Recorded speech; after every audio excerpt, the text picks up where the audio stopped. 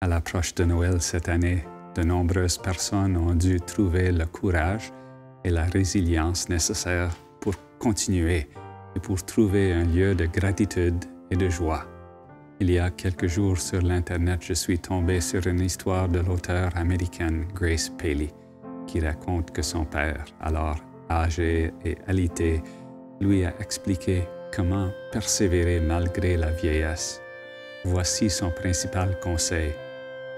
Quand tu te lèves le matin, tu dois prendre ton cœur entre tes mains. Tu dois le faire chaque matin. Parle-lui doucement. Tu peux aussi murmurer « Souviens-toi, souviens-toi ». Ce petit conseil semble aujourd'hui s'adresser à bien plus qu'aux personnes âgées. En ces froids matins d'hiver où le soleil se lève tard, se couche tôt, quand les vents soufflent, de nombreuses personnes se réveillent pour relever des défis importants.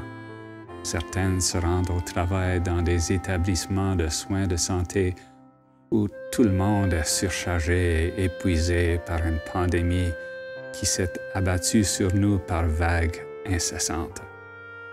D'autres craignent de vivre une autre année dans un pays où la pluie ne tombe pas alors que l'économie, elle, s'effondre.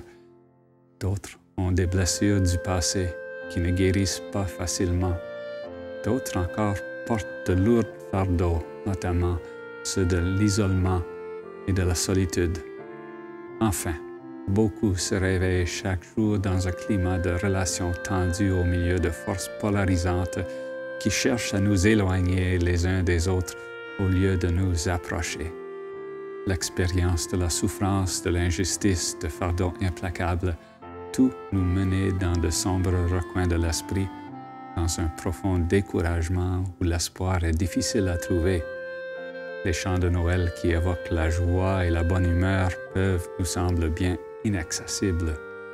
Mais d'un point de vue religieux, ce temps de l'année nous offre aussi une parole qui peut nous rejoindre dans les lieux de profond combat.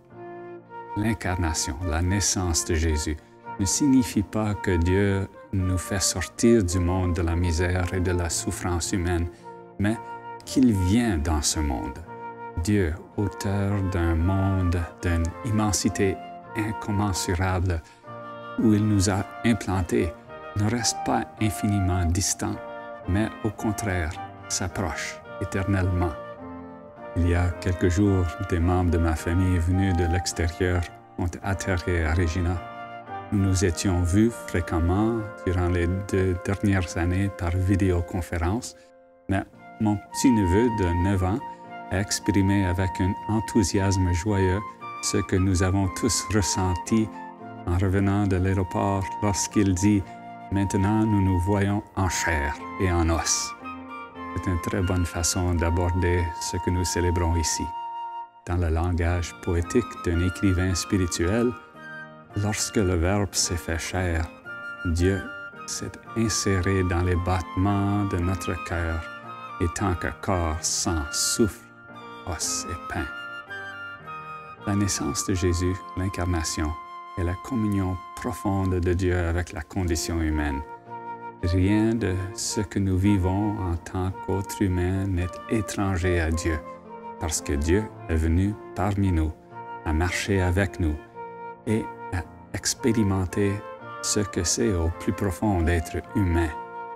Et dans la vie, la mort et la résurrection de Jésus, nous voyons Dieu apporter la guérison à ce monde blessé, non pas de l'extérieur, mais en étant là avec nous au-dedans.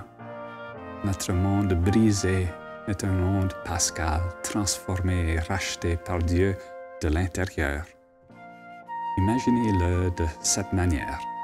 En Jésus, Dieu a pris le cœur du monde dans ses mains et là, il nous parle tendrement en murmurant à nos cœurs « Souvenez-vous, souvenez-vous, je marche avec vous, je serai toujours avec vous, oui, jusqu'à la fin des temps. » Alors, la prochaine fois que vous vous réveillerez dans un monde qui semble lourd et accablant, chargé de fardeaux qui peuvent paraître écrasants, demandez-vous si cette image de Dieu et le fait d'entendre l'enfant Jésus vous parler avec douceur de persévérance pourrait vous réconforter. Vous n'êtes pas seul. Dieu est lumière. En lui, il n'y a pas de ténèbres. Joyeux Noël à tous.